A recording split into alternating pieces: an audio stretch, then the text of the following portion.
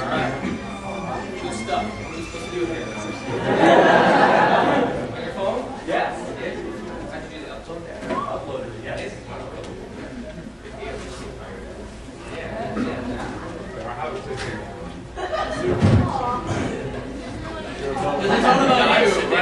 Oh, is this something you play? So I guess. Oh no. No. Oh, so is this like our? That's tomorrow. Very good. So everyone's doing good in here? Yes. So this is the questions and answers. So hopefully we have good questions, and hopefully I'll have your answers for you. Okay. There might be some answers I might not know, but I'm sure with all the fans in here, you might be able to help me out on that. As you know, like switching different colors and Zords and this and that, things get a little confused. Different ranger calls off the store, different rangers, so can't call them anymore. All right.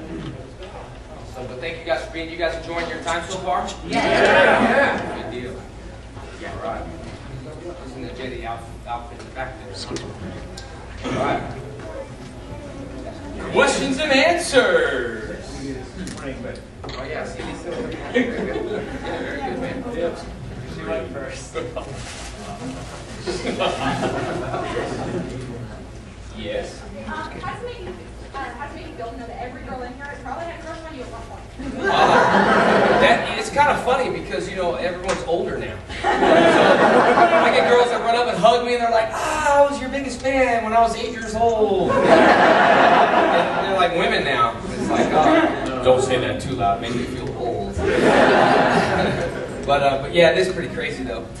You know, it's been, what, 12 years since the series, 12, 13 years, somewhere in that area. I remember watching the movie yesterday, kind of brought back all those memories. But it's wild and crazy because, you know, at that time we had even you know, 20-year-olds watching the show. So, you know, they're like 32, I'm 33 right now, so they're like, you know, my age going, hey, I used to watch you, man. I used to watch you on TV, and that's cool. Because I think Power Rangers at that time, well, you know, back in the days, had everything that people wanted to see, action. You know, it had the storyline. Now they switch it every year, but you know, they switch it every year on purpose. But so you guys don't get attached to the different characters, or kids don't get attached to it either. You know?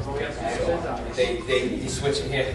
I don't know what's playing now, but yeah. Were you cast at the same time as the other members? Well, that's an interesting story. I'll tell you how that came along. I belonged in an organization called Red Dragon Karate. I had like two karate schools at the time, and I had an audition, and I had long hair at the time, and you know, just like I did during the show. So I had long hair, and I went to an agency, and I said, "Hey, I'm looking at book a show," and the guy said, "You need to cut that hair. I mean, no one's ever gonna book you. If you want to be the all-American next door neighbor kid, you need to like cut your hair." And I was like, "Are you serious?" Because every black belt at the time had long hair, so it was like, you know, it was like cut my hair for real. So anyway, I cut my hair, and it was short, and I felt pretty naked. You know, when you have like a short hair, you just feel naked after having long hair for so many years.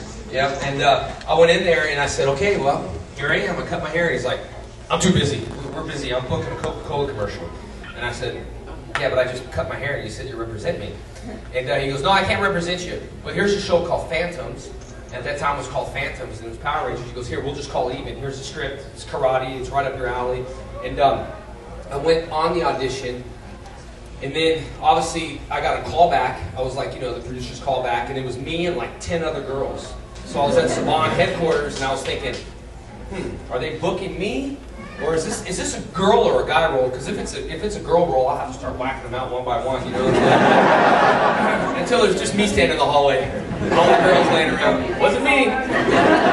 But, so actually they were casting for the Yellow Ranger, so I was able to help Tweety kind of like put, you know, they had me working. I was like choreographing stuff, and then I was thinking, I remember in the hallway I was sweating and just choreographing different things, and I pretty much knew I had the show in the bag, and I'm thinking, man, I'm already working hard, I ain't even getting paid for this, you know?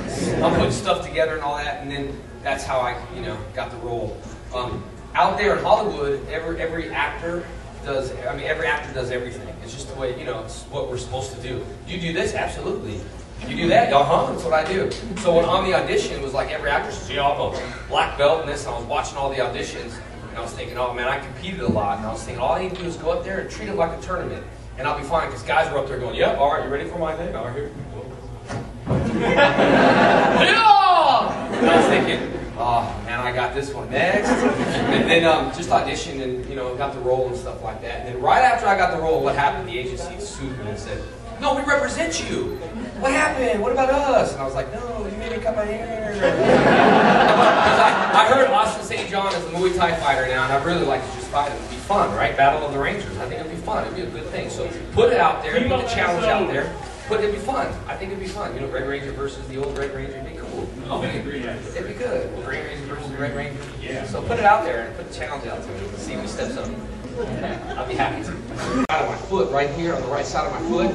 And so I was like limping around a little bit, and I went to the doctor across the street, and I never forget this doctor because I was about 18 at the time. And welcome, come on in. It's Tommy. Hello. Anyway, I ran next door and I broke my foot, so I saw this doctor, and this doctor said, listen, you're gonna have to put that in a cast. I said, no way, I got an audition and stuff, and it really didn't hurt that bad. And he said, 10 years from now, you're gonna feel it. I said, 10 years, man, you're old, doc. I mean, 10 years is forever. So 13, 14, 15, 16 years, whatever. It's been a long time, so now I hear those doctor's words. 10 years from now. I'm thinking, 10 years from now, doc, I'll be old. Who gives a shit? No, I'm just kidding. Yeah, 10 years later, here we are. My foot, but anyway. And then I was casted for about 5 to 10 episodes. And I was cool with that, you know. I mean, it kind of sucked to be on a show. My contract was like 6 episodes long. And then I started the evil Green Ranger, and the Japanese footage, I guess the Green Ranger died, so I was like, all right, way to go out with a bang, just kill me now, it'd be cool, you know. And so they lost the powers, and then I switched to do a TV show called Cybertron, and I sold that network-wide based off me being the Green Ranger. All the networks picked it up. That turned out to be VR Troopers. So the guy who played VR Troopers, Brad, is a friend of mine. He was hired to do the White Ranger. So I was really good to go from Power Rangers set next door to VR Troopers. Because that was like my own show, and I was saying, see ya, Austin, take care. Oh, why don't you get his own show? See ya, buddy. Especially when I had my own theme songs. That went over really well. Go Green Ranger. And I would just hum that on set. Go Green Ranger. Go. Oh, sorry, Austin. So I was ready to go to VR Troopers next door, but then what happened was, like, kids called Foxy were saying their moms were calling Foxy, and my kid's not eating unless the Green Ranger, you know, unless he comes back. And so they called me in the office and said, look, we got good news and bad news. And Geico Insurance wasn't around at that time. So I wouldn't say good news, I switched car insurance, but it wasn't around at that time. So he said, you know, the good news is, you know, we're back on the show. I was like, what's the good news? And bad news is, you know, you're not doing VR Troopers and stuff. So Brad literally went out from the White Ranger back to VR Troopers set. It was right next door, so we were just like, you know? And then when the Power Rangers movie came out, I was actually kind of happy that I was back on the show. So I told Brad's like, man, I should have been the White Ranger. I said, shoulda, coulda, woulda. Going to Australia, see you later. No. But it was good. This is my first convention. And I just want to make it clear, because I hear like Power Rangers on, I don't read Ranger Board often. Very, very rare do I read it, but I hear fans say, oh, you're too good to go to conventions. It's not that at all. I love meeting people. It's just I'm busy. I have 4 schools. I have a 3-year-old little girl. You guys will meet. She's a handful. She'll kick and punch everything. So they say Power Rangers wasn't violent. It's not. I was saying, you know, it's just, anyway. But she does. She watches Power Rangers all the time. Speaking of Ranger Board, are you aware that there's currently a little fan clique there that is actually all about your character called the Church of Oliver? I swear I am not making this up. Yeah, it's a crazy place, but hey, it's the school. For what is it? What is it? There's a little group of board called the Church of Oliver. I'm serious.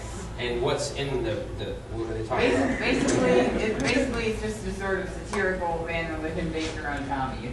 It's a little in joke. Well, as long as it doesn't say Tommy suck, because I know those people. Because I swear they're like, Tommy sucks. Oh, yo, dude, yo, bro, we love you, man. No, I get people call my school, no lie, and they're like, yeah, my staff's like, there's a guy that wants to challenge you, and I'm like.